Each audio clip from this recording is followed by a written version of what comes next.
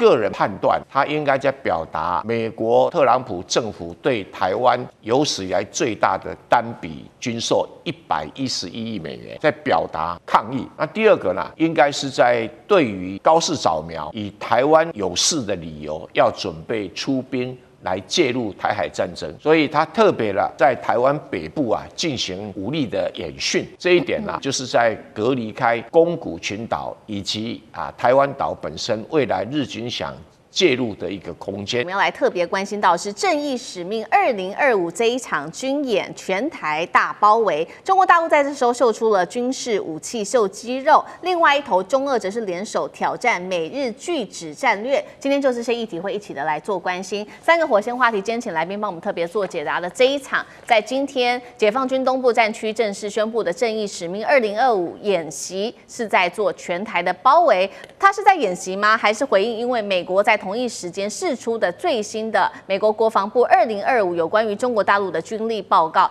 当中，特别指出了解放军现在手中拥有的武器包括了核弹，接下来可能会破1000枚，东风3E飞弹也会部署，加上9个航母在做扩编。第二件事情，这一场军演大家也在看说解放军是不是在这个时候秀他的军事肌肉，这个当中我们今天会关心的是多款的飞机，还有多款的飞弹、航母，哪一个才是最可怕的武器？哪一个才是解放军的杀手锏？整套的体系又代表着什么？最后来关心到的是大陆现在控制台海，俄罗斯的方面则是从这个北方4岛来做压制，那么美日现在它的拒止战略还能挡得住吗？今天就这些议题，我们会一起的来做关注。这是来自于今天的最新消息，解放军东部战区它的发言人正式的宣布了启动正义使命2025的演习，演训的范围包括了全台的各个范围，像是台海、北部、西南、东南、东部等等。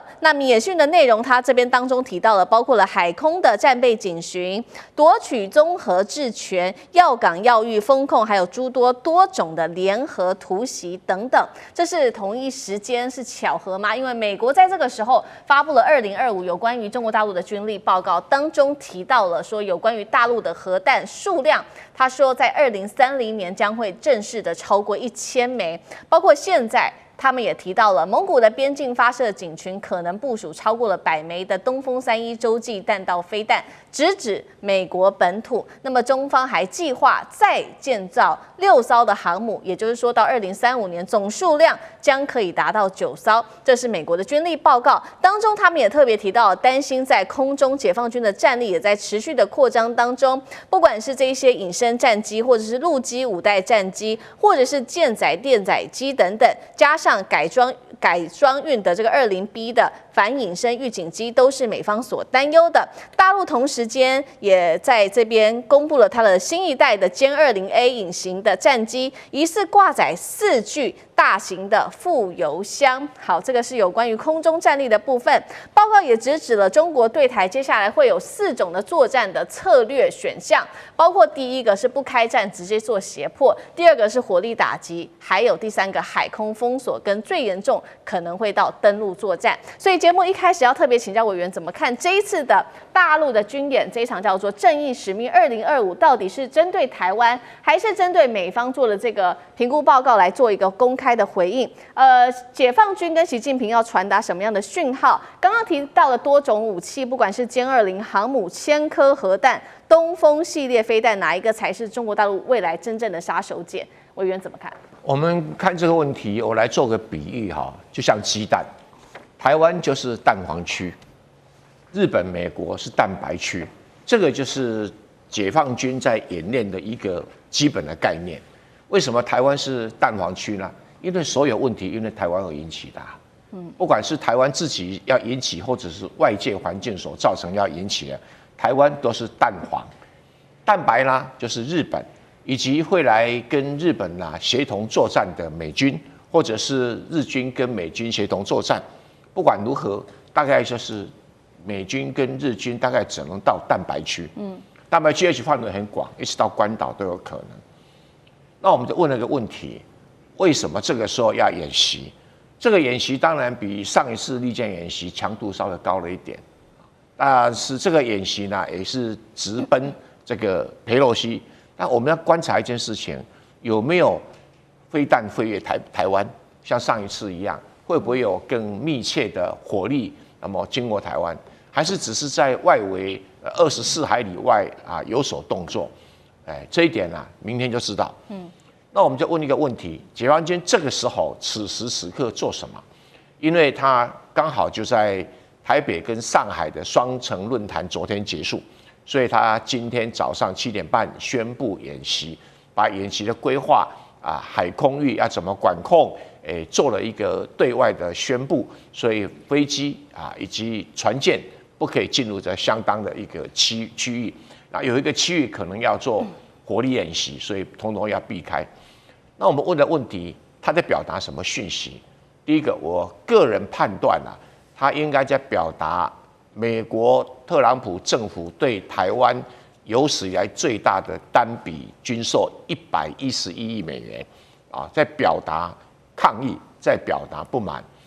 那第二个呢，应该是在对于这个高市早苗以台湾为有事的理由，要准备出兵来介入台海战争，所以他特别在台湾北部进行这个武力的演训。这一点就是在隔离开宫古群岛以及台湾岛本身未来日军想介入的一个空间。是，所以很明确的要传达这样的讯息，给日本知道说，你要介入就要面对什么样的问题。但是尽管解放军有这些动作，那真正的杀手锏是在于说，北京是不是有拿定了政治的决心，要用武力处理台湾问题？如果没有的话，那解放军就是一个很单纯的演训，演训完毕就回家吃晚饭。好。这个是我们看到解放军这次的军演，包括针对了美国、针对了日本、针对了台湾做了一个警告，包括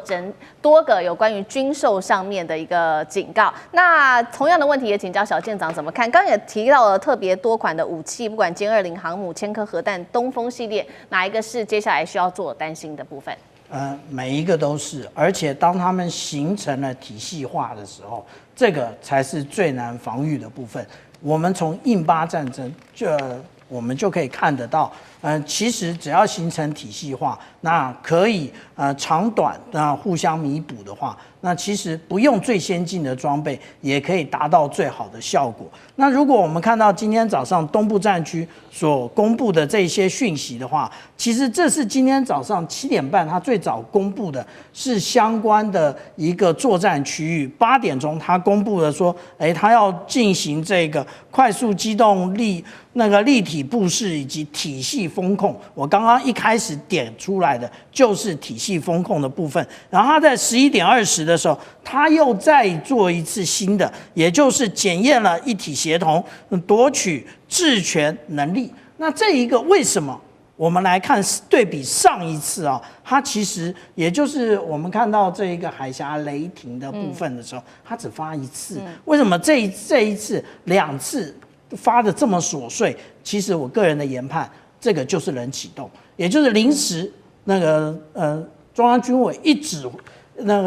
一下命令，他就必须做到，所以他只能够依据现有的状况来进行发布那到底人启动的部分呢？我们以前也就多次提到，其实它也就是类似像第2次世界大战的闪击战的概念，也就是我们常常讲到说会有集结，会有征后，那其实这一次几乎看不到征后的部分。那如果讲到体系化的部分，是不是真的出动体系化？如果我们看今天早上相关的Flight Radar 24的话，我们就可以看到，实际上来讲已经出现了2架无人机在台湾的西南防空识别区的这个位置。那另外还出现了运8反潜机，也是在这个高屏峡谷这个位置。这个高屏峡谷指的不是陆地上的，是海面下的。这个部分其实如果再向西延伸的话，就是我们海军的反潜第6区。那为什么他们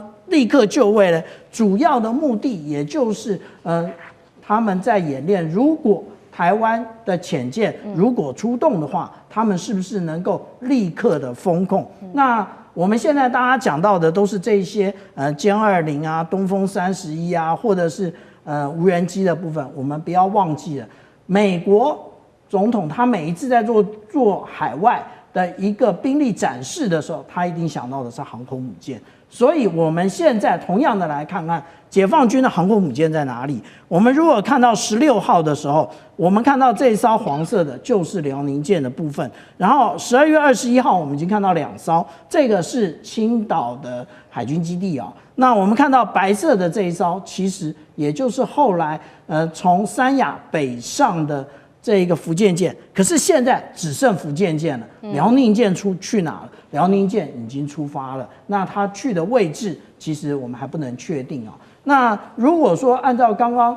郑源老师的说法的话，其实这一次应该会有实弹射击。为什么会有实弹射击呢？因为只有在2022年那一次环岛军演的时候，他将所有的这一个区域都提供了经纬度。那其实这一次也是如此，他也提供了经纬度。但是我们看之前的联合利剑，那个对我们来看它的公开资料的话，其实都没有经纬度的。那这一次有给真正的目的是什么？其实它真正的目的可能有很多想法是说可能会打导弹啊。可是如果我们仔细想一想的话，从2019年到今年的93阅兵，解放军在做的是什么？解放军其实主要的就是拉出它的PCH-191的这个远程箱式火箭弹。那这个火箭弹我们来看，这个前一次的这一个中国军力报告，它里面就特别的提到说，2022年8月的那一次，其实远香火就有进行试射，而且远香火正好它的范围最远可以达到480公里，可以打到石垣岛的这个位置。这一份报告是出自于美国海军战争学院的报告，不是一般坊间大家的捕风捉影。那如果说现在在东南有这么样一个区域的话，是不是可以直接飞越？那可能对于台湾人心造成的震慑是会更大的哦。另外，我们看到刚刚我们讲到的是 PCH-191那个远香火的部分，但是我们不要忘了，解放军还有 PHL-03这一颗飞弹，其实可以对应台湾的西岸，因为它的最远的距离可以到达150公里哦。那但是它不会攻击陆地，它最主要的也就是攻击海上的目标哦，那个就是超演区的部分哦。那我们现在讲这样，其实也就是上一次今年在做这个海峡雷霆的时候，其实他们已经做过一次，就是模拟高雄永安的主气槽了。那这一次他们要飞越那个中央山脉，但是问题在于那国防部会不会公布？而且因为火箭弹它的远地点比较低，所以那个有关于日本防卫省，它未必可以侦测得到。那如果日本不公布，那我们台湾的国防部也不公布，那解放军本身他每一次都没公布，那他可能有试射，我们都不知道。好，谢谢小舰长。我们刚刚是针对这场军演，特别就它的军事武器的细节、军力战力做一个比较详细的一个分析。那其实这个战线我们现在也扩大来看，因为现在也在看说，不只是台海这边看起来危机之外，其实把中俄的角色也加进来，能不能包括了针对于美日可以做到一个区域拒止？今天也会一起的来做讨论。因为俄罗斯也最新宣布了，从明年的元旦开始呢，会在北方4岛周边军演，而且时间会长达2个月。当然了，这个消息一出来之后，日本是立刻强烈的抗议跳脚。那这4座岛屿，带观众朋友来看到画面上，包括了有国后、色丹、石舞跟泽捉这几个地方，日本把它视为是北海道外围的领土，但是俄罗斯不是这么想的，他认为说自2战结束前是立刻他们就派兵占领，所以这个是他们千叶群岛的一个部分。俄国外长在此刻拉夫罗夫也特别跳出来说，如果台海升温，莫斯科绝对站在北京这一方，一边是中俄，一边是美日区域拒止，还管用吗？宽哥怎么看？来跟各位谈哦，其实，在演习当中，校正一直是一个艺术。为什么校正是一个艺术呢？我们先把这个事情的前后顺序来看一下哈。昨天蒋万安才当天来回做了所谓的双城论坛，那今天早上7点钟的时候，大家开始接到消息了。接到消息完之后还没有太明确，10点钟那个消息就非常的明确了哈。解放军现在已经说了，针对台湾的东西南北，总共会有所谓的5大实弹区。那这个5大实弹区呢，这次特别标线的叫无限高，同时他也把区域方块全部画出来哦，就说在特定的时间点呢，有限航有7个空域。会有7个空域，这7个空域呢，所有的飞机是不能够进来的，因为这个时间点我们要进行演习，所以第一个国际的一个道义，它有去履行到哦。但这时候我们要回头去谈另外一件事情，习近平怎么说解放军的呢？习近平希望解放军叫做作风优良，能打胜仗，所以这一次突然间的正义使命的2025，就如同刚才舰长所说的，它是突然间发布出来的。那突然间发布出来之后，现在各位这很多事情可是环环相扣。为什么是环环相扣呢？第一个，2026年是一个非常重要的一年。2026年，美国的军事支出正式要超过1兆美金。那为什么正式要超过1兆美金呢？因为他们这时候发现了有一个非常强大的巨人已经开始出来了，这个巨人叫做解放军。解放军目前不管是造机能力、造舰能力、无人机的一个能力，这个我们等一下再来说哈，他们怎么做？因为他们那个很多的工厂，其实国外有去破解哦。他们看完就是说，天哪，你们那时候让他去做手机真的是不对的。为什么呢？因为他们现在过去就从商用开始，很多部分开始去转军用了。那这次呢，到底会不会对于台湾造成所谓的一个威慑？我们要持续再来说。但最近其实两岸是不平安的。为什么两岸是不平安的呢？有很多的一个议题，这个我们也不再跟各位谈了，因为这当中谈过太多了。但现在重点是什么呢？现在重点很简单，现在重点就是一方我就是要一直增加我的武力，一直增加我的战舰，一直增加我的军备，我要突破第一岛链。那现在对美国来说呢？美国它现在就是我无论从美国阿拉斯加延伸下来到日本、到韩国、到台湾、到菲律宾、到越南，我要把这条线给堵起来。那为什么堵起来呢？因为关键中的关键是，如果解放军的海军，今天不管是他的航母，不管是他的动武，不管是他的潜水艇，越过了第一岛链完之后，各位没完没了了。各位晓得太平洋有多大吗？太平洋比7大洲全部塞进去都还要更大，所以过了太平洋之后，进入深水区，各位完全找不到。可是完全找不到之后，开始往前走，走完之后，美国不管是东半部，甚至于连中部都会遭受到威胁，这个是美国过去没有遭受到的威慑。再来谈另外一件事情，2025年有一件非常重要的事情，过去中国解放军无论怎么发射飞弹，洲际弹道飞弹怎么射，往内陆射，往蒙古射，往青海射，往新疆射。这是第一次，他们发射了东风31之后，从海南沿路飞到了关岛之后，往北飞到后面，各位飞到哪边呢？他特别有通知美国，所以这件事情美国说我是知道的。他飞到了菲律宾的东方，他一趟路下来，从上往上折是折到夏威夷的东方，它代表我能够飞11000公里。所以现在大家正在对话当中，还好目前是校正，还好目前这个是演习。可是各位要记得一件事情哦，如果说有一天，各位有一天这件事情真的成真的时候，全世界会怎么样？所以现在大家都在观察。那当然，现在解放军需要一场演习。为什么需要一场演习呢？因为最近包括了日本的一个台湾有事，日本有事，包括了台湾的军售，很多事情他要做出回复。可是演习是对中国军方的一个交代，还是说后面有后续的一个发展？这个我们要等一下再来说。但中国的造船、制舰、制飞弹的能力真的是实在强。接下来我们要来特别关心到的是055大区这回2度的驶向澳洲了吗？是让澳洲非常的紧张哦。我们今天也会关心说，这一次055大区会不会也带上福建号？为什么会有这样的猜测？我们赶快来看到的是12月1号，这是最新消息哦。澳洲的防长马勒斯突然间这样说，他说现在澳洲正在菲律宾的海域这边追踪一支来自于中国大陆的海军的舰队，因为呢，澳洲政府其实很担心这支舰队可能持续的往澳洲水域这边走，而且他预估可能在今年底的时候就会直逼抵达澳洲了。让澳洲军方非常紧张的是，到底这一支舰队可能会有多大多狠，而且它会有多新呢？因为事实上，在今年的2月份才有一个经验的。今年的2月呢，我们来看到大陆方面在这边做的是澳洲东岸的塔斯曼海做实弹演习，当时他出动的武器包括了055大区、054A 护卫舰衡阳号，还有903型的补给舰等等。当时也在说，或许水下也有这个核潜舰在下面潜伏吗？所以这一次大陆会不会海军再次的远征澳洲，做一个升级版的远征？有没有可能连航母的这些核潜舰都一起把它带上？像这个怎么看？澳洲要怎么监视中国的这个海军舰队啊？它有这个所谓的这个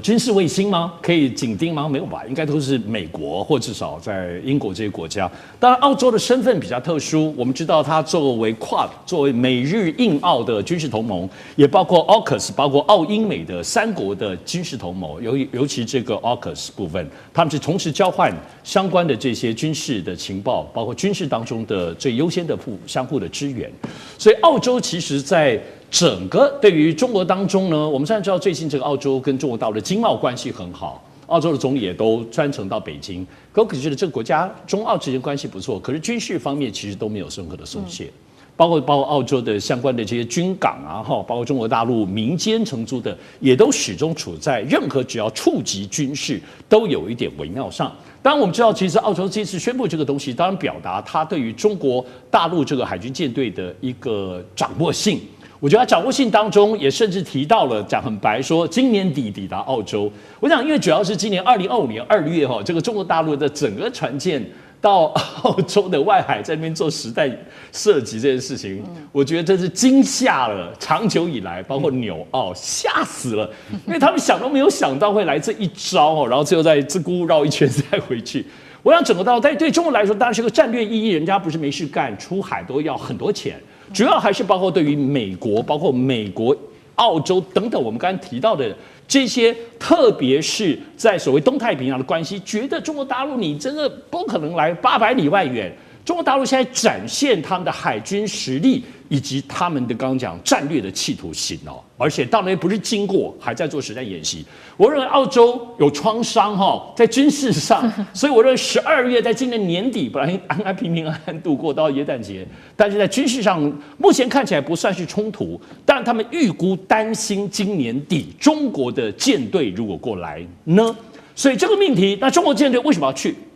因为我们知道，除了今年2月7之外，澳洲在今年参加有关于南海方面，包括跟美国、跟菲律宾，你看多少次演习了？环太平洋还有几次演习？至少在现在新闻报道上，至少超过4、5次以上，大大小小。也就是在南海方面的这个争议点上，其实你跟你澳洲没有800里关系，可是你就这么积极在这里面，我认为中国还是会有一些嚇阻的部分的动作。所以只就嚇阻的动作来讲，当然也是这样隔空打牛，最后还是嚇阻了澳洲，但是还是警告美国，特别在军事上，我想这个战略始终没有消失。因此，接下来中国大陆会出动什么样的舰队？是不是如澳洲所怕，或如澳洲所愿？到最后就变成最厉害的，是不是？大家现在大陆网民都在想，福建舰会不会刚好出海，好好走远一点，走到一个最远的可能性？希望能够满足大家的期待。好，我们现在看到，现在中国大陆它已经到达了第2岛链这边了。那当然展现军事实力给美国跟澳洲看，但大家看说，那这一次第2次的远征，它会不会如上次一样，直到这个东澳的塔斯曼海这边，还是可能往西澳甚至北澳这边来做前进？尤其这2个地方特别重要，它是澳洲的战略命脉，因为澳洲现在正在这边呢打造它的潜舰还有战略轰炸机的整个基地。那所以大使如何看？那澳洲看到这样的状况，接下来有没有可能有什么新的动作？其实澳洲是还没有习惯对，因为事实上的话，就是说非欧洲背景的这个船队能够到澳洲附近的水域活动这个是历史上是很少见的。我没有查到那个日本当时的舰队有没有跑到西澳洲附近去那也就是唯一非这个欧洲系统的国家还有美国，它的军事力量能够投射到澳洲附近那是非常少的。中国大陆今年2月下旬才第一次把这个军事舰艇开到这个地方，澳洲就已经紧张得不得了。那问题就是说，澳洲附近的水域，别的国家不能去吗？军舰不能去吗？国际法没这样规定国际海洋法公约是给有强大海权力量的国家所设计的，所以他们把这个领海说得非常的小。所以呢，只要你船舰不要进入到澳洲的领海，也就是现在就是24海里而已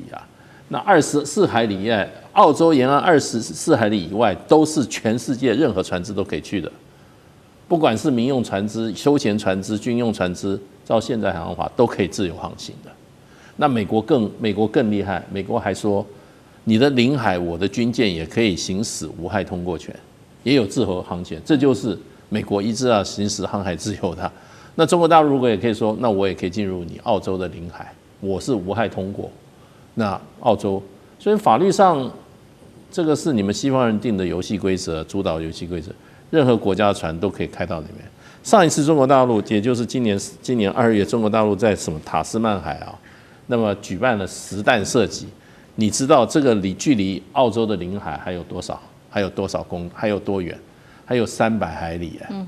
人家距离你300海里，在那边就做一个实弹演练，结果澳洲举国震动。可是你有什么权利可以说你不能来我这边做这个？那个是公海哎。你知道当时荷兰人叫一个这个国际法的天才叫格劳修斯，他是荷兰人，荷兰那个时候是全世界最大的海权国家，荷兰的控制整个世界水域，他写的一个海洋法公约，第一个海洋法第一个原则就是什么？公海自由。然后呢，公海越大越好。沿岸国家呢，它的领海越小越好。为什么？我的船可以开过来，你的船开不过来啊。所以我的船有这个力量能够开着，我当然把我的能够行使我这个航行自由的搞得越来越大嘛，对不对？所以这是你们这个欧洲国家自己啊，海权国家自己定的就是说海洋自由这个原则。那每一次这个沿岸国家想要扩充这些在海上啊临近海洋的这个权益的时候，反对的都是美国，都是这些有强大海军力量的国家，对，所以现在中国大陆也有强大海军力量啦，所以到你澳洲去，澳洲现在是不习惯，可是你有什么好紧张的？我是觉得没什么好紧张。上一次给你300海里外开了几炮，你就已经举国震动了，也太玻璃心了吧？好，现在不只是解放军的动作，不只是澳洲紧张，其实在美国方面，美国其实也很紧张哦，因为我们来看到也是在南海这边有一个惊人的画面，这个是解放军在11月份的时候在南海，当时呢他是让他的055大区直接就导入在这个尼米兹航母的打击群，而且当时它形成的是一种3面穿插的，等于直接就突破了美军的护卫舰，不管是这个伯克级的驱逐舰，其实当时要把它挡下来都挡不住。那我们稍微回顾一下当时的这个状况，事件地点是在黄岩岛的东南方200公里的地方，美军出动8艘的美舰，包括尼米兹号啊，还有3艘伯克级驱逐舰等等。那当时大陆有055，还有054A 跟它的1艘不明的舰艇。那当时大家就在看说，中国大陆的解放军可以这样子插入，也代表说美军的优势正在削弱当中吗？澳洲智库也有一个最新报告，2025年美军在海事能力的方面，军事能力的领先只有2017年的2/3。干哥怎么看？这个消息由于没有出示舰名，也就是说055重型驱逐舰是哪一艘？是南昌号还是遵义号还是什么号？现在重型驱逐舰已经下水了10艘，所以我觉得这个报道，就腾讯网这个报道，它没有点名是哪一艘。对，这是美中不足之处。但是呢，他说在黄岩岛东南200公里的海面上发生这样的事情，大家回顾一下，大概半年之前，大家还记不记得有一艘美国海军的伯克级神盾驱逐舰的舰长跟他的航海副官有一张照片，远远望着辽宁舰，他翘着2郎腿，手拿望远镜，这种画面你再也看不到了。为什么？因为你下次看到的是055大区冲过来。他冲过来的时候，你就觉得不好玩。它比航空母舰不好玩的地方在哪里？因为055大驱是一种导向飞弹驱逐舰，它的整个的设计的基础是基于美国的神盾舰的基础去设计的，而且比美国的神盾舰还要更加的提升啊。也就是说，它总共有112个发射井。那你会想说这是什么概念？那就等于刺猬舰一样。当它开始射飞弹的时候，你就会发现整个海面都是火光。为什么？它不断的发射，这没有什么冷却的问题。为什么？因为现代军舰已经进步到这种地步了，它的级别应该要跟美国的泰堪德洛卡级，也就是 CGN 啊 CG 这样子的导向飞弹驱逐舰导向飞弹巡洋舰那个舰别，因为次一级的叫做中华神盾052D 数量还是太少。可是今天如果发生在黄岩岛200公里的地方，它有之字形的变换队形，可以穿透尼米兹号航空母舰战斗群的话，代表那个威胁很接近了。可是为什么美国国防部没有讲呢？海军的军令部怎么没有讲这件事情呢？这件事情恐怕有点棘手，不能讲。为什么？你被人家的军舰穿透了你的阵型的话，或者即将穿透你的阵型，这个是很丢脸的事情。那就想到我们的黄海，我们的甲午战争，我们镇远跟济远的旗舰真的被日本的鱼雷艇给冲破。所以刚才上次讲得很好啊，澳洲真的吓死了，连纽西兰都吓死了。第一次开到我们家门口300公里，然后干嘛？然后开炮，开什么炮？开它的130mm的130毫米的那个炮，他打了几炮你就会吓死，因为最近的一次，曾经有人开到这么近的地方是谁？是2次大战时候1944年日本帝国海军的武藏号超级战舰，他曾经跑到还没有那么近，曾经开过炮，然后那时候澳洲已经吓死了，达尔文港已经全面戒备了。那个防空警报，哇，这叫，然后请英国赶快来帮忙。英国说自己都顾不了了，还顾得了你？所以对于澳洲跟纽西兰是一个很大的警示。那对于在南海发生这样的事情，我今天坦白讲一句，以后你所看到的这个福建号航空母舰战斗群编队，它一定都会配2艘055大驱，而且055大驱已经生产完毕了。接下来你会看到055大驱的 B 型，也就是比现在的055大驱还要再重5000吨，达到18000吨，那个就是以前的日本海军的大和号战舰重新在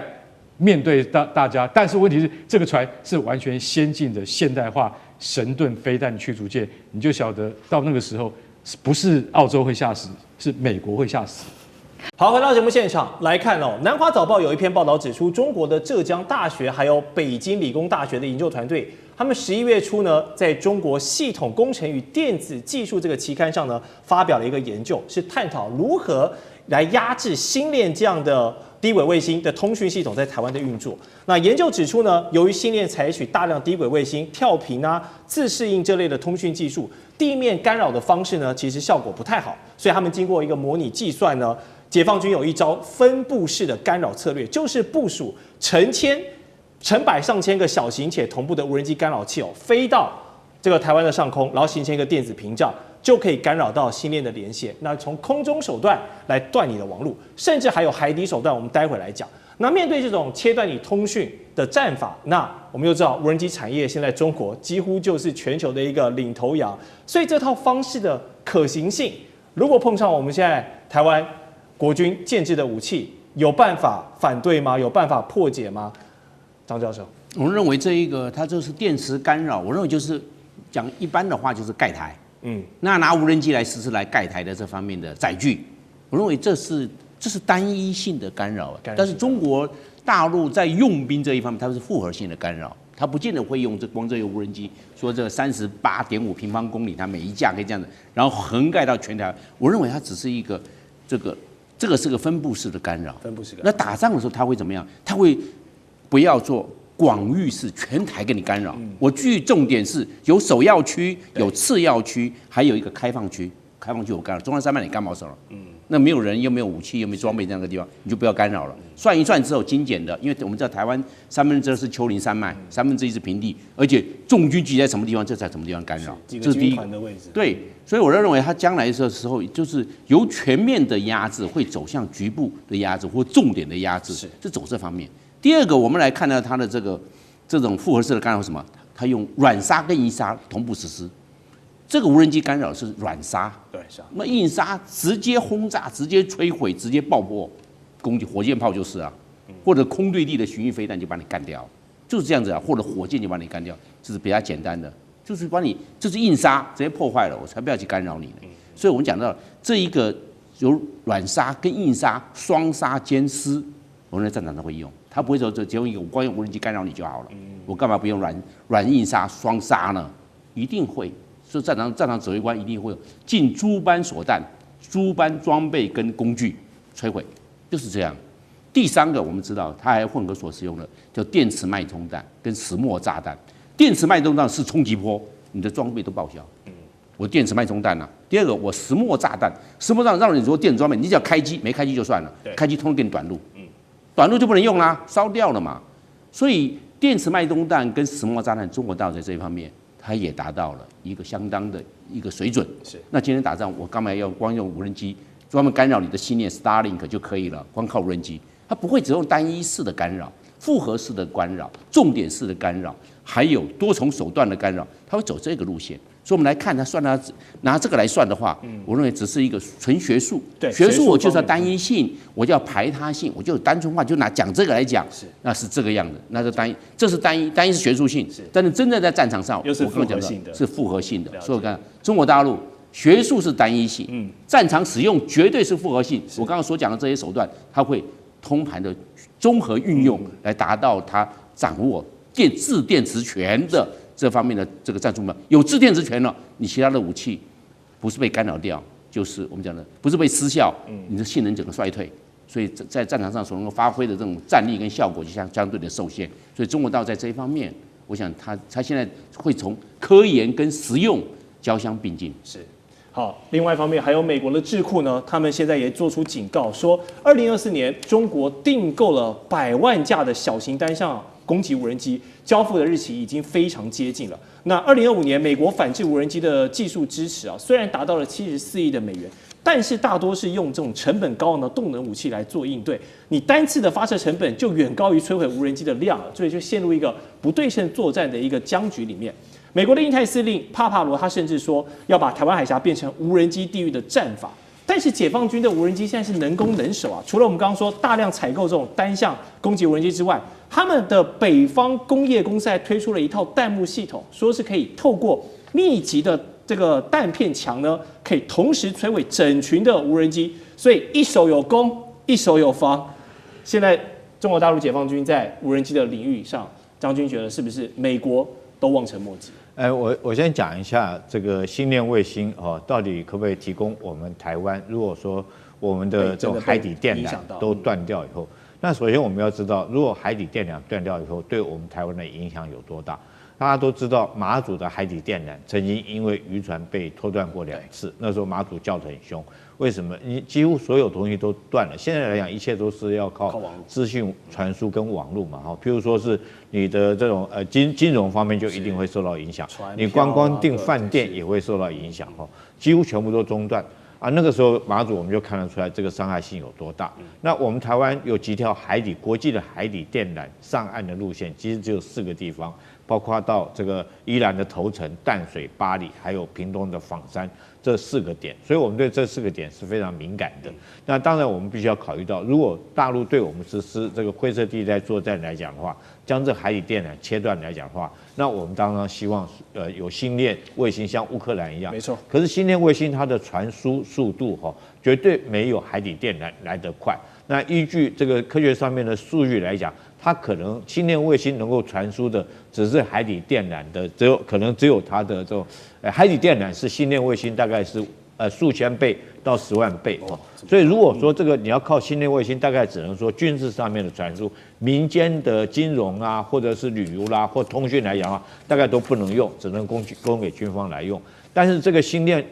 如果说要的话，我们评估过在台湾整个上空来讲的话，你要部署将近1000到2000颗这星链卫星。那试问一下，美国这个马斯克愿不愿意？它是商用卫星嘛？那我们台湾可不可以租到这么多，在部署在台湾上空？这是第一个问题，我们要面对的那第二个来讲的话，事实上这个卫星是会受到干扰的。如果说大陆来讲用这个无人机我刚刚讲的这个如果星链大概要50颗卫星那如果用无人机来讲台湾面积是36000平方公里。它每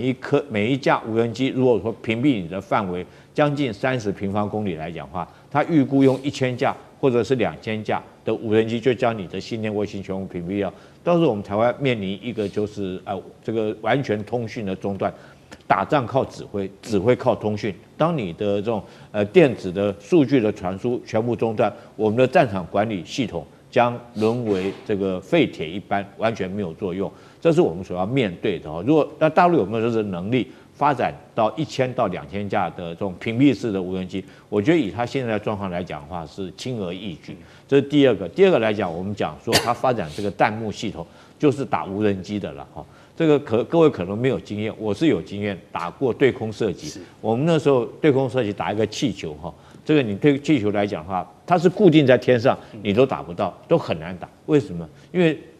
子弹打出去是有抛物线的，你明明瞄的是一个直线，可是子弹飞出去它是往下垂的，是一个抛物线，所以说你没办法算准那个抛物线，刚好打到某一个高度，然后它往下掉的时候刚好打到你气球，所以是非常难打的。那我想说，当过兵的都知道哈，这个你要打一架这个飞机来讲的话，就算慢速飞机或无人机，我们一定要设前置量哈，然后要全排啊，全部一起射击啊，采取对空射击，在飞机的前面啊，前置量举3个或4个前置量来打成一个弹幕。那不是用子弹去打飞机，是用让飞机来撞你的弹幕。所以它这个所谓的这种弹幕系统，就是依据这个理念。那在一架机动式的，它是用机动的，那就很厉害了，因为它可以随伴，不管是你的战车部队或步兵部队，可以随伴担任野战防空的任务，然后用8x8的轮车哈，然后带着这个上面来讲的话，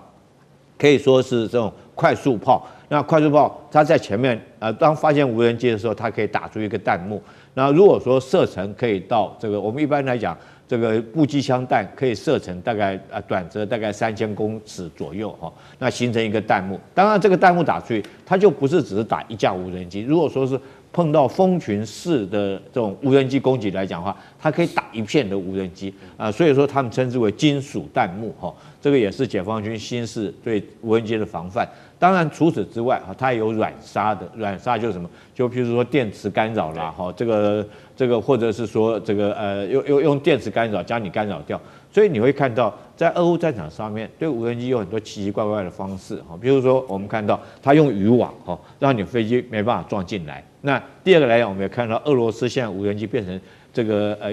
用纤维光纤式的，就是它就不受干扰了。因为我有条线控制它，你这所有电波对它干扰不到。也看到过更奇葩的战车，我想大家都看到，那个战车装的跟乌龟一样哦，跟甚至于现在更新款的跟刺猬一样，主要目的都是在防无人机。那解放军现在来讲，如果说他用这种弹幕系统来打无人机，确实可以跟着部队一起机动，那对这种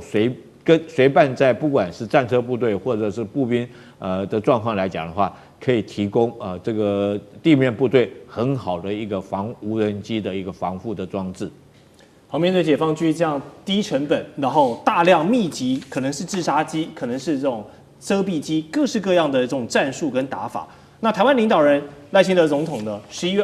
26号的时候就表示，中国以2027年完全武统台湾为目标，要加强国防自主，预计未来8年要投入这个1兆2500亿的经费，打造台湾之盾。但是看起来台湾这盾标榜的高科技跟精准打击，都是来针对一些高价值的目标，对像无人机这种可以放弃，就是打你一个自杀式的不对称打法，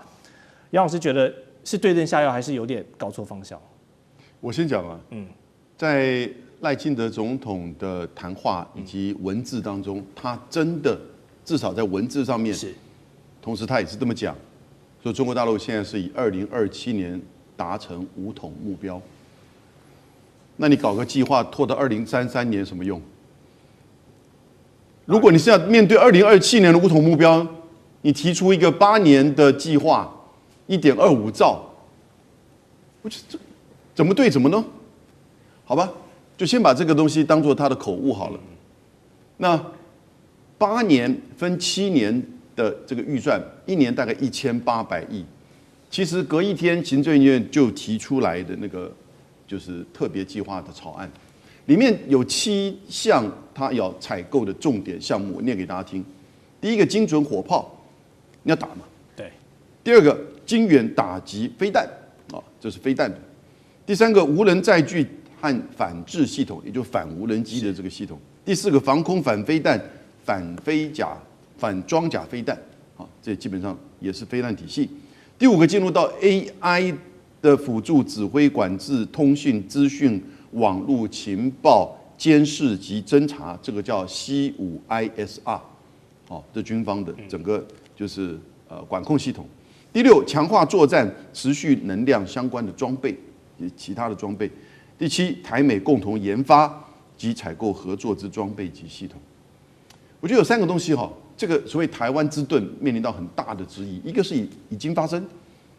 一个是可能真实面对，一个是所谓的这个盾跟穹，就是来自于以色列的铁穹系统，它是有爱国者飞弹，它自己本身的飞弹一层一层高空，然后呢到这个低空的这个防御系统。可是你看，它跟距离1000公里之远的伊朗在今年的相互的射击飞弹跟就是无人机，结果后来这个铁穹破功了，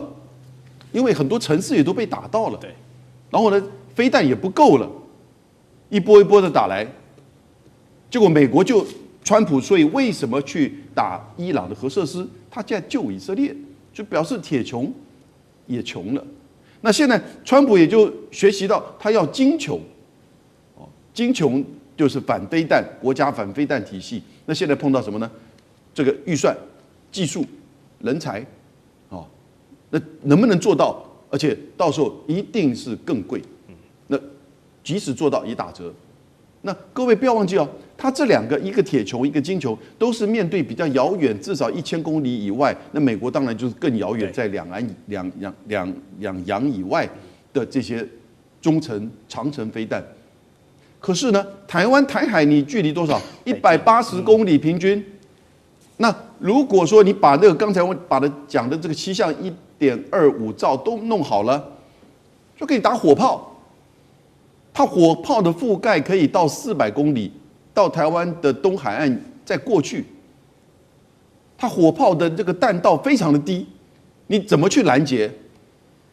有没有用？应该没有210%的这个比率吧？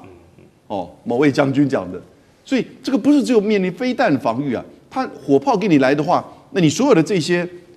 打击飞弹、精准炮火等等之类，是不是都有什么用呢？我觉得其实这个都要大家思考都没有人在做仔细的这个讨论。所以我们面对就是不管是2027还是之后两岸可能发生的军事冲突、武装武力统一的这个作为，可能会有哪一些面对的这个项目，大家有没有真正的去面对到军事上、战略上，以及还是不是有政治战略上可以去让两岸交流、沟通，甚至和解的呢？是，这都要考量的。没错。好，稍后的节目呢，我们还有美国缴获南非人权议题，会把欧盟稀土战的策略给搞砸吗？还有中国大陆现在掀起了黄金热，可不是有老百姓要赚价差投资啊，后面有更积极备战的开战讯号。节目一开始，我们要赶快来关心的是2026年，现在传出台海的战争剧本曝光吗？解放军一波攻击瘫痪台海，再加上第7舰队吗？美军现在也模拟自己怎么输。今天我们会特别来做这些议题的关注。我们先来看到近期解放军的动作，他积极的在第1岛链这边持续的部署，提升他的战备。特别我们要来看到是来自于日本媒体产经新闻所做的报道，他说美军现役中校这边科尔针对了美国海军陆战队第3远征军这边做了一份分析报告。这份内容特别讲的是，假定了在2026年台湾会有支持独立的总统掌权，那么另外一方面，大陆经济呢，自己的内部经济，在中国大陆的年轻人失业率恐怕突破20%的一个状况下，中国国家主席习近平会在这个时候来诉诸民族主义，集结群众的支持，那么开战手段将会毫不含糊。他说，中国大陆有可能在这时候发表统一台湾的言论。另一方面，我们也看到解放军会直接攻占台湾南部1/3的地区，还有澎湖之外，并以这个炮击跟网攻的方式来瘫痪台湾的电力、通讯跟空防的系统。我们要来请苑老师带我们看这份报告设定的开战期间的这个年限是在2026年，比原本预期的2027还要早1年。代表大陆真的做好准备了吗？这一份报告有一个开战前提，这边特别指出说是大陆年轻人失业率要突破20%。那么如果大陆的经济持续向好，就代表习近平主席没有理由开战了吗？苑老师怎么看？我分成3点来强调这个事情哈。这个首先第一个，这种有关于时间表的报道啊，尤其是日本的产经新闻啊，甚至于包含了这个美国亚太司令的帕帕罗，他里面讲到2027年啊，这个里面讲到2026年啊，这个说法其实严格来讲的话呢，没有什么任何消息的根据了，因为就我个人的揣测啊，也是认为说是讲到任何的时间的话呢，就是很难强调，因为这里面牵涉到的因素非常复杂，这不是单纯的这个两岸之间的关系，也甚至不是美中的关系，而且是全世界牵一发而动全身的事情，这是第一点了。那第二点的话呢，我必须要强调了，就是说是产经新闻这边强调，以这个20%的失业率来讲的话呢，就是说是极有可能导致这个战争的发生的这种可能性，我觉得纯属无稽之谈呢。为什么呢？因为呢，这个是涉及到对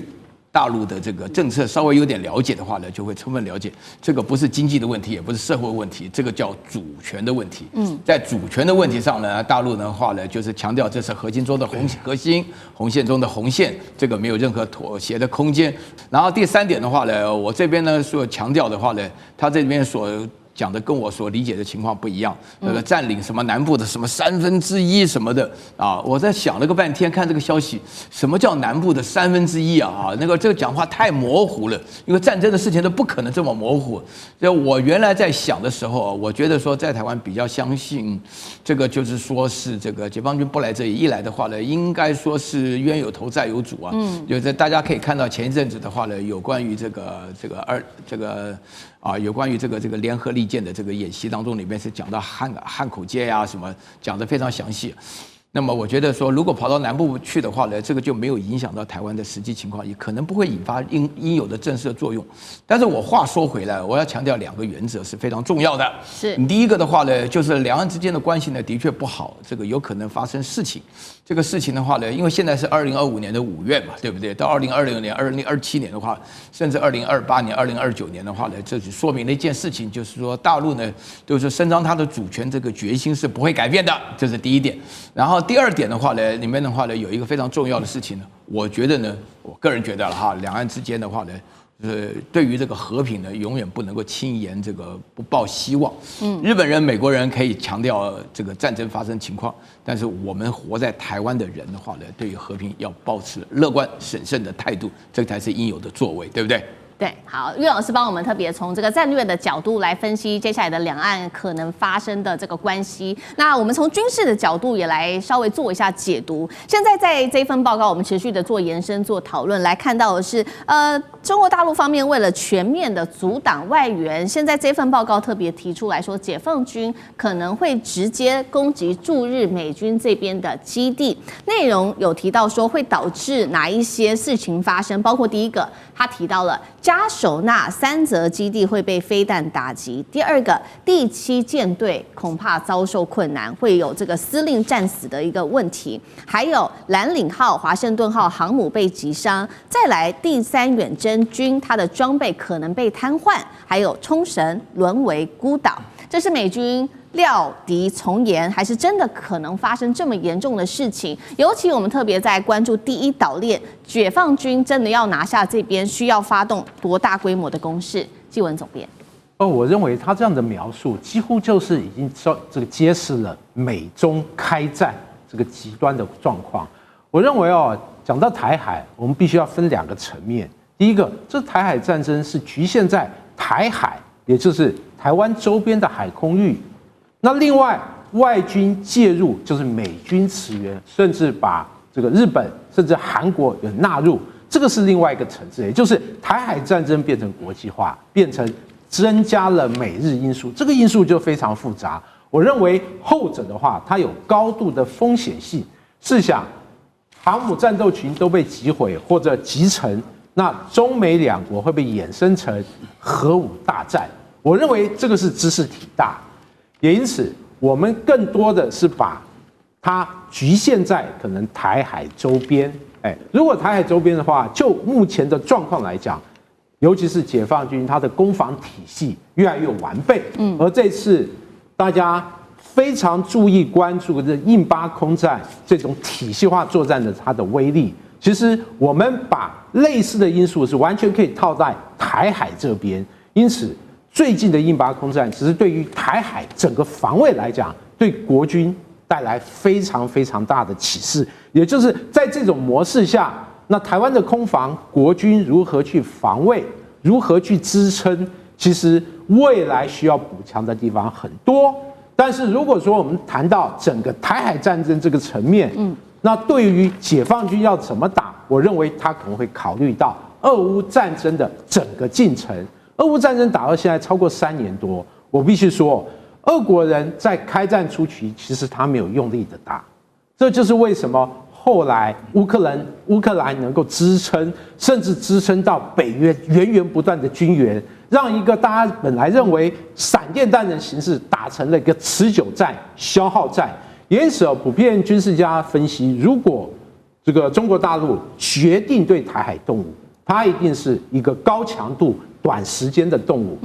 那初期的攻势一定管够、管饱，也就是对于一些重要的直管通勤、通讯中心，还有飞弹基地、机场、港口等等，那给予高强度的飞弹攻击，或者后续的无人机大群的攻击，这样的攻击不只是把国军的防卫很多重要的节点摧毁、瘫痪，后续的这些无人机甚至飞弹攻击，能够大量消耗国军的防空飞弹相关的弹药。如果弹药打光，它这个辅以一定的这个封锁，外军没办法立刻驰援。其实对国军来讲，这样的形态其实这个风险性是很高很高。因此普遍认为，如果谈到军事，美国因素不介入的话，对国军对台湾来讲，那纯靠军事来应对这样的压力，其实是压力很大，而且它的风险是非常非常高的。好，所以我们看到接下来解放军如果真的发生什么事情的话，可能采用高强度、短时间的这种攻击模式。那么无人机非常有可能用上，我们就要特别来看到。那在空中领域，等一下请华干哥来帮我们看，就这个台湾应该要做什么样子的准备？如果解放军面对解放军这边的空军，台湾应该要怎么办？因为现在说呢，在这次的印巴空战当中，我们看到歼10它靠的是体系化作战，现在已经变得非常的重要了。当时体系化作战击落了包括了印度的标风，还有幻象2000，台湾这边拥有的确实也有幻象2000，而且多达50架，再加上美国近期帮台湾升级的 F-16V， 能够来应对台海做体系化空战吗？华干哥又怎么看？幻象2000已经过时了，再怎么讲它都过时了。我们现在能够依靠的只有 F-16V 的新飞机，为什么？因为 F-16V 它装载了 APG-83，那是主动电子扫描阵列雷达。那讲了一长串，大家不太理解，我就告诉你，它可以同时跟踪20个目标，锁定其中6个目标，几乎都可以打得下来，就是 F-16V 的能力啊。那你要说，那这样子的话，那应该可以跟歼10做1对1的对抗啊，没错，本来就可以跟歼101对1的对抗，但大家忘了，从这次印巴战争，大家就看到说，歼10没有跟你1对1对抗。歼10有非常紧实的后备，也就是说，它有体系化作战的整个系统，它有 ZDK-03的空中预警机，也就是空警500，甚至中国还有空警200到空警2000，还有各种你可能没有办法可以预测的电子反制手段，这就是未来的战争模式。就是说，我们认为我们的 F-16V Block 70，它能够跟歼10做1对1的对抗，在性能上面而言，歼10它是气动性能非常好的一种飞机，可以跟 F-16相抗衡。这2架飞机都以小而轻，然后有非常大的攻角著称。这2架飞机都有这样的优点，就看谁的联合作战能力比较强。可是我们现在必须要对我们自己台湾的国军提出很深刻的这个反应，就是说，其实飞行员本身都知道，你知道我们现在的一般的战机，包括幻象2000，包括 IDF， 包括比较旧的没有经过性能提升到 F-16V 的 F-16AB， 它没有办法跟衡山指挥所直接联系，你知道吗？它没有办法，他们的资料不是连着的，是因为它没有 Link 16，他们没有那个 Data Link，它根本即时的战术影像传不回去啊。所以在这种情况底下，老实讲一句，联合作战的体系是不好的，不完备的，所以你只能够依靠说我们将来 F-16V 它能够全部66架全部都成军的，还有150架的 F-16AB 通通都成军了啊，都改成 F-16V 构型之后，我们才有这样空中作战能力。我讲这要干嘛？我讲这一点的重点就是告诉你，像巴基斯坦空军可以打下印度的幻象2000还有那个标风啊等等，把这些飞机打下来，是因为他们有研究出一套可以成功的方式。那我们最欠缺的就是这种方式，所以大家要理解说，将来不是飞行员1对1的素质。我们台湾一向在强调，我们飞行员的素质非常好，可是现在对岸跟你打的不是素质，对岸打的是信息战跟电子战。所以这是将来的趋势，所有的智库都在看这个趋势，这才是我们的国军将领真正要去体会，而且要去学习的。我们的电子预警机早就该提升到 E2D 了，我们甚至需要E767这种大型区域的，可以监控整个海平面范围的大型的电子预警机，而我们都付之阙如。这就是我们将来一定要改进的地方。好，台湾的部分要改进，包括在系统战未来要怎么做整合，然后打信息战跟电子战，这个是台湾需要再努力的方向。另外，我们如果从财经面来做解读，如果说台海真的爆发战争，习近平主席会不会让它发生？因为如果从经济的角度我们去做解读的话，这一份是来自于智库的报告，这是荣鼎集团估算，光是对台封锁造成的全球经济损失超过2兆美元。那如果连带的话，会干扰的是中国大陆超过1兆美元，包括它在这个台海这边的进出口。宽哥怎么看？这样习近平他还会做吗？我们先从比较高尚的一个层面，再到比较往下走的政治的一个层面跟国防的一个层面，现在谈几件事情哦。美国国会他们目前包括美国跟日本主要的一个销售管道有2个，他们都说2027有可能攻台。那为什么可能攻台呢？因为那一年习近平要进入了第4个任期，他目前在第3个任期哦。他用什么事情可以让他可以抬升到跟整个所谓的毛泽东一样的一个地位，拿下台湾是一个非常重要的一个关键。但习近平已经多次的在国际的一个场合当中已经说明过了，根据美帝的一个挑衅，我们中国绝不上当。我们绝不上当，所以这个是目前比较高层的一个说法哈。但我们来看到整个目前台面上的一个部分，包括了共机，包括了共建，每天都来这个新闻上面都有了哈。所以亚洲国家在担心什么呢？担心在整个解放军实战排演的一个过程当中，是不是随时可以由演转战变成擦枪走火？这个是大家担心的。所以最近在整个第7舰队跟太平洋司令的部分，有谈论到2件事情。第一个叫做地域景象。什么叫地域景象呢？目前在夏威夷的部分的话，他们直接说现在美军的军舰的一个数量是远远不及到整个所谓的解放军的，所以未来决胜的一个关键是在无人艇、无人机、飞弹架构上面跟整个指挥管理的一个框架，能不能够在这个第一个时间点去决定所谓的一个胜负哦？那么到了今天新的一个说法已经出来了。帕帕罗在接受了整个国会的远端访问的过程当中，他今天提论到了一个所谓的论分计秒计划。什么叫论分计秒计划呢？台海这个航道当中，全世界60%的一个贸易量都在这个地方，包括全世界90%的一个晶片。大家谈论到90%的晶片没感觉，可是各位90%的晶片不输出之后，世界上超过数千万人到1亿个人，各位工作就没了。你的汽车没得做，你的包括商业等等的，它就没得动。所以呢，为什么要谈论到所谓的论分计秒计划呢？帕帕罗已经说了阿基里斯的一个时代，美军第7舰队的一个整合需要1个月左右。我们现在需要把整个所谓的准备，后面如果战争随时发生的过程当中，我们是不是可以在第一个时间点做好最好的一个准备？所以包括日本有回答到所以我们回归到这个地方，先谈一个所谓的小的一个所谓的结论第一个。如果要让中国铤而走险的一个定义，一定是有几个定义嘛？上面已经说了年轻人的失业率破20%啊，简单的说，中国内乱、经济不振、民不聊生，大家没饭吃，会不会这个时候呢来做整个所谓的一个内销转出口，来引发所谓的台海战争？但就目前来看的话呢，我认为越危险的标题反而越安全。那为什么呢？这个是牵一发而动全身的一个议题，所以我认为在整个很危险的状况当中，台海反而是安全。